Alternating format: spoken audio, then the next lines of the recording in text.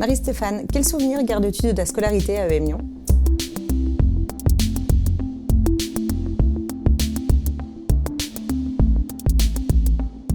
Alors, je vais évoquer peut-être deux souvenirs. Le premier, c'est celui du Petit Paumé. J'ai eu la chance de faire partie de l'équipe. On fêtait à ce moment-là les 18 ans du guide.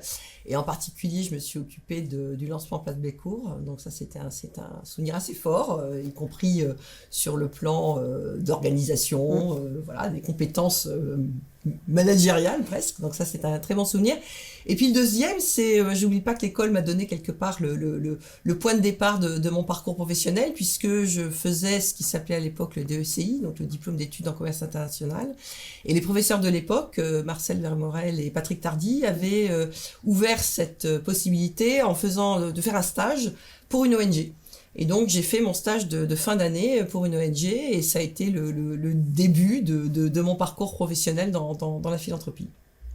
Tu es aujourd'hui présidente du comité de mission de EM Lyon. Quel rôle joue la Fondation dans la qualité de société à mission ? Alors, il faut rappeler que la qualité de société à mission s'appuie sur une raison d'être et s'appuie sur 3 objectifs statutaires.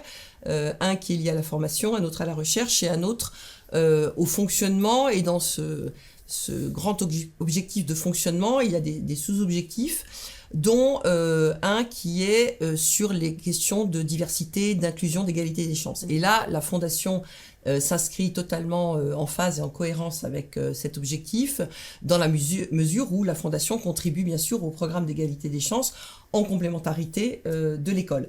Et le deuxième objectif ou sous-objectif du statut de société à mission, de qualité de société à mission, c'est également l'implication des parties prenantes.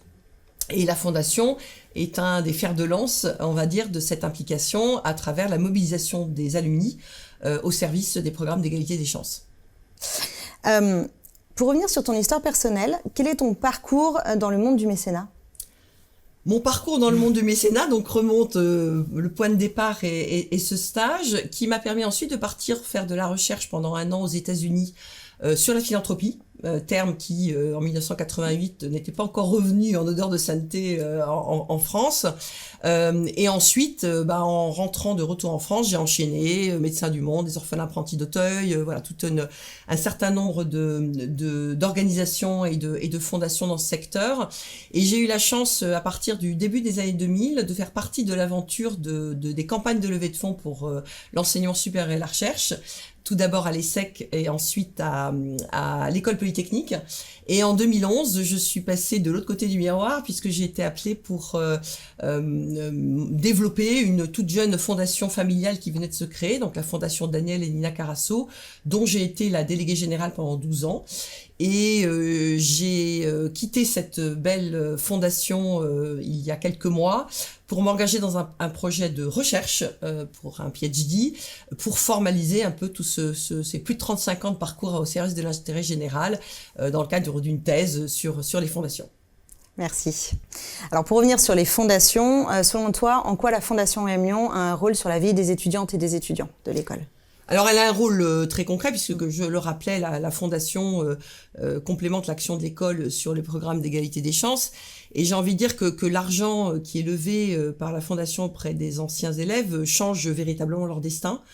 Puisque toutes ces aides, ces bourses en fait qui sont apportées à différents échelons, puisque il y a tout un différents niveaux de programmes d'accompagnement, permet également de rendre encore plus visibles les questions d'inclusion, d'égalité auprès de toute la communauté des étudiants de l'EM Lyon. Donc c'est vraiment un double effet, c'est-à-dire à la fois ce sont une aide individuelle pour changer le parcours de vie de certains jeunes, mais également une dimension collective, puisque la visibilité de la diversité, de l'inclusion dans une école comme l'EM Lyon bénéficie à toute la communauté, à la fois éducative et bien sûr aux étudiants.